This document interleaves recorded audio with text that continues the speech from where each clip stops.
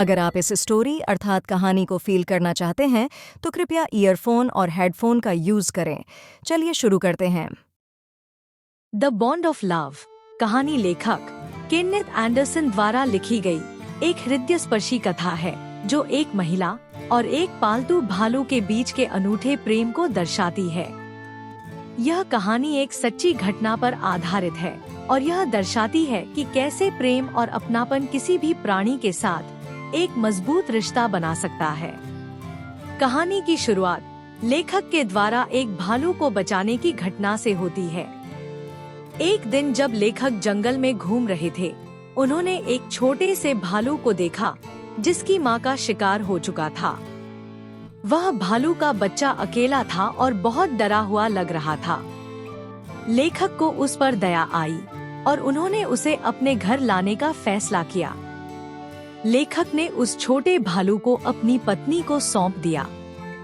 शुरुआत में लेखक की पत्नी को यह थोड़ा अजीब लगा, लेकिन जल्द ही वह उस भालू के साथ एक गहरा रिश्ता बना बैठी।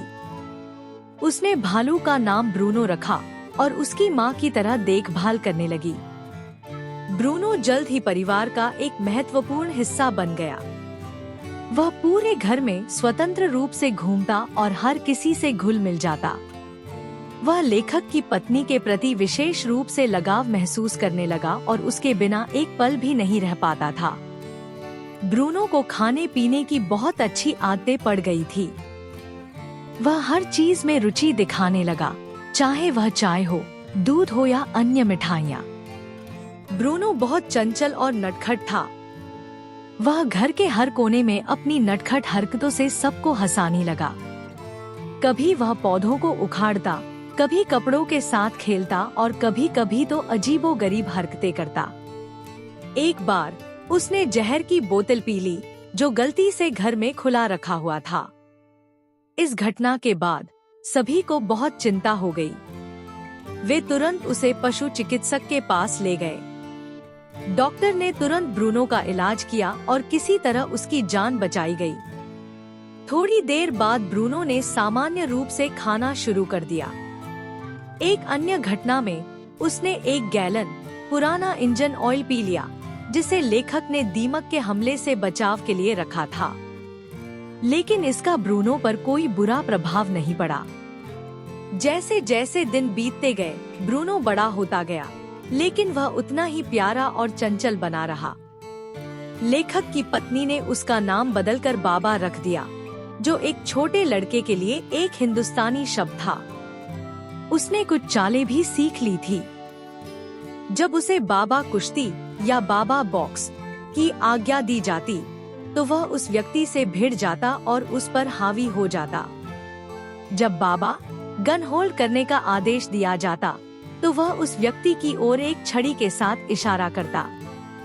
जब पूछा जाता, बाबा बच्चा कहाँ है, तो वह लकड़ी का टुकड़ा निकालता और उसे बच्चे की तरह प्यार से पालता। क्योंकि वह अब बड़ा हो गया था, इसलिए उसे जंजीरों में जकड़ना पड़ा, क्योंकि वह किराएदारों के बच्चों को नुकसान पहुंचा सकता था। उनके बेटे और उनके दोस्तों ने लेखक की पत्नी को यह सलाह दी कि बाबा को चिड़ियाघर भेज देना चाहिए, क्योंकि वह इतना बड़ा हो गया था कि उसे पालतू जानवर के रूप में रखना संभव नहीं था। चिड़ियाघर प्रभारी की सहमति लेने के बाद उन्होंने बाबा को एक पिंजरे में बंद कर दिया और उसे मैसूर के चिड़ियाघर भेज दिया। सभी ने उसे याद किया, लेकिन यह सोचकर राहत भी महसूस की कि उसे घर पर रखना आसान नहीं था। लेखक की पत्नी को बाबा की बहुत याद आती थी। वह रोती और उसकी चिंता करती। उन्होंने चिड़ियाघर प्रभारी को पत्र लिखकर बाबा का हालचाल पूछा। प्रभारी ने उत्तर दिया कि बाबा ठीक था, लेकिन खाना नहीं खा रहा था और उनकी तरह ही उदास रहता था। वह मैसूर जाने वाले अपने दोस्तों से बाबा से मिलने के लिए कहती थी। सबने बताया कि वह उदास है और दुबला पतला दिखाई दे रहा है। 3 महीने बीत जाने के बाद लेखक की पत्नी ने अपने पति को बाबा से मिलने के लिए ले जाने के लिए मना लिया। सभी ने भविष्यवाणी की थी कि भालू उसे पहचान नहीं पाएगा, लेकिन जैसे ही बाबा ने उसे देखा, वह खुशी से उछल पड़ा जबकि पत्नी अभी पिंजरे तक नहीं पहुंची थी। वह अपने दोनों पंजों पर खड़ा हो गया और खुशी से उछलने लगा। उसने बाबा की पीठ थपथपाई और उसे उसका पसंदीदा खाना खिलाया। वह वहां 3 घंटे तक रुकी, जब तक कि मुलाकात का समय समाप्त नहीं हो गया। उसकी आंखों में आंसू आ गए। उन्होंने चिड़ियाघर के प्रभारी से अनुरोध किया कि बाबा को वापस ले जाने की अनुमति दी जाए। इसके लिए उन्हें बेंगलुरु में चिड़ियाघर के प्रमुख से स्वीकृति लेनी पड़ी। जैसे ही अनुमति मिली, बाबा को एक पिंजरे में रखा गया, जिसे उनकी कार के ऊपर लादकर घर वापस लाया गया। उन्होंने बाबा के रहने के लिए एक विशेष द्वीप बनवाया, जो चारों ओर से एक गहरे सूखे गड्ढे से घिरा हुआ था। बाबा को उसकी आवश्यक सभी चीजें प्रदान की गईं। सोने के लिए एक बक्सा, उसे गर्म रखने के लिए पुआल, उसकी छड़ी और खेलने के लिए एक लकड़ी का टुकड़ा। लेखक की पत्नी आम के पेड़ से बंधी रस्सी के सहारे झूलकर द्वीप पर बाबा के पास जाती। वह बड़े भालू को घंटों अपनी गोद में बैठाकर प्यार से सहलाती और थपथपाती।